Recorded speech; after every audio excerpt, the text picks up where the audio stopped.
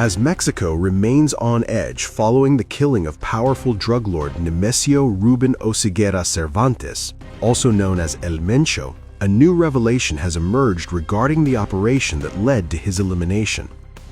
According to an Associated Press report, the Mexican authorities tracked down El Mencho by following a romantic partner to his safe house near a mountain town. Both Mexico and the United States had spent years tracking El Mencho, who faced numerous arrest warrants for organized crime and drug trafficking in both countries. Mexico's Defense Secretary, General Ricardo Trevilla, said that the military investigators identified and began following a trusted associate of one of Oseguera Cervantes' romantic partners. This individual escorted the woman to Tapalpa, Jalisco on Friday for a meeting with the drug lord. Trevilla explained that the exact location was confirmed by very important additional information provided by U.S. intelligence. According to the defense secretary, once the woman left after spending the night with the drug lord, special forces finalized their plans, having confirmed he was staying in the area with a security detail. Units from the Mexican Army and the National Guard established a ground cordon, while 6 helicopters and additional special forces stood by in states bordering Jalisco. The Mexican Air Force provided further support with reconnaissance and aircraft, Trevilla added. In the pre-dawn hours of Sunday, after his presence was confirmed, the operation began. According to Trevilla, El Mencho attempted to flee with 2 bodyguards, while a heavily armed group remained behind to stall the military advance. Special forces eventually located him hiding in the undergrowth, triggering another intense confrontation that left El Mencho and 2 of his bodyguards wounded. The most important thing at this very moment is to guarantee the peace and security for the entire population throughout all of Mexico, and that is precisely what is being done. As of today, there is already a greater sense of calm, and we have a government in place. The armed forces are present, the security cabinet is active, and there is a great deal of coordination. Our deepest condolences go out to the families of the brave individuals who tragically lost their lives yesterday, and we extend our utmost recognition. The people of Mexico should feel immensely proud of our dedicated armed forces and the effective security cabinet that we currently have in place. It is important for you to know that in any case today, a command center, a national coordination effort is being maintained, where the 3 secretaries are present, along with their respective teams, the Ministry of Interior, all working to be in close coordination with all the governments. More than 70 people died in the attempt to capture Nemesio Oseguera Cervantes and the aftermath, authorities said Monday. We're here just outside of the Mexican state of Jalisco's capital, Guadalajara, which was marked by a surge of violence yesterday following the capture of one of the most feared cartel leaders in the country. The Cartel Jalisco Nueva Generación, responded incredibly violently and burned buses and other vehicles like this, basically blockading roads and bringing the state and many other Mexican states to a standstill. Now, this capture was part of larger efforts by the government of Claudia Sheinbaum to crack down on cartels and effectively offset pressures by the Trump administration.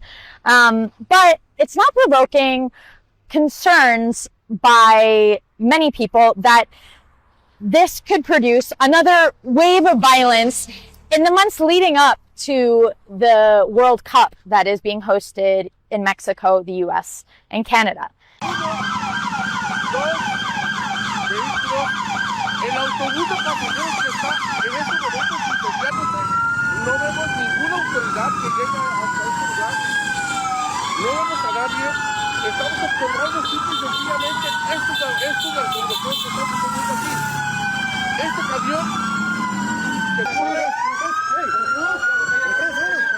Mexico is burning. From the beaches of Puerto Vallarta to highways stretching across western states, flames have engulfed vehicles, roads have been sealed off with burning barricades, and terrified residents have been ordered indoors. All of it triggered by one name, Nemesio Oseguera Cervantes, better known as El Mencho, the feared leader of the Jalisco New Generation cartel. And now, After his reported death in a military operation, Mexico is facing a wave of coordinated cartel retaliation unlike anything seen in recent years. According to Mexico's Ministry of Defense, El Mencho was wounded during a confrontation with federal forces and later died while being airlifted to Mexico City. 7 alleged cartel members were killed in the operation. 3 soldiers were injured.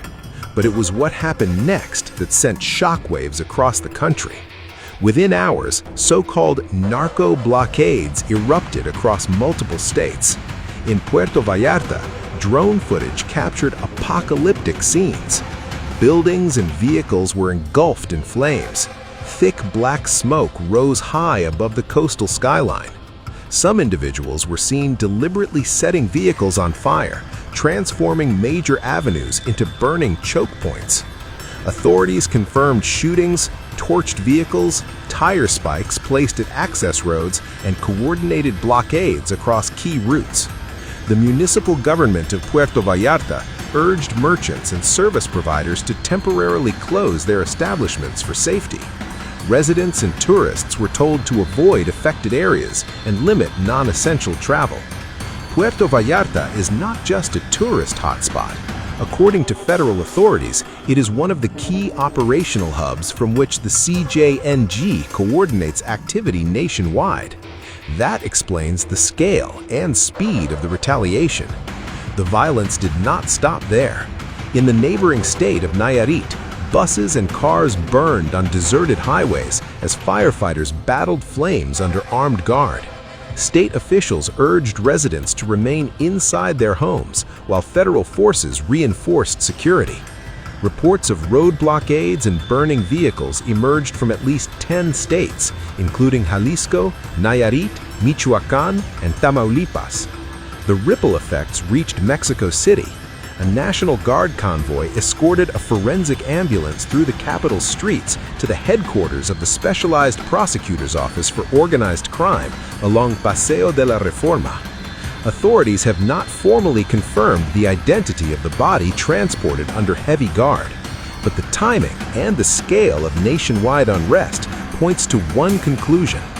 Meanwhile, at the Central de Autobuses del Norte in Mexico City, travelers were left stranded. Bus companies suspended routes to western states amid security fears. Passengers queued at information desks, clutching luggage, desperate for updates on canceled departures. Bus operators say services will only resume once authorities confirm that highways are secure. For now, mobility across large parts of western Mexico remains paralyzed. The crime situation is very difficult, and what's most concerning, the agencies of the bus lines, well, they don't allow us to, or they simply won't sell us a ticket for our intended destination. My wife and daughter are waiting for me, and they tell me the roads to the ranch are closed and supposedly they're burning vehicles. No, I don't understand. I don't have more information about it. Well, it's like everything, isn't it? It's like everything that we're worried. She's worried about me here, and I'm worried about her there, you know, because the situation is really tough, and we hope that it gets better and that all the roads are controlled, that they open up so that each of us can reach our destination. El Mencho was one of the most powerful and elusive drug traffickers in the world. The United States had offered a $15 million reward for information leading to his capture. Under his leadership, the CJNG expanded into one of Mexico's most dominant and violent criminal organizations, with influence stretching far beyond Jalisco. His death, if fully confirmed, represents a seismic shift in Mexico's criminal landscape. But it also raises a dangerous question: who fills the vacuum?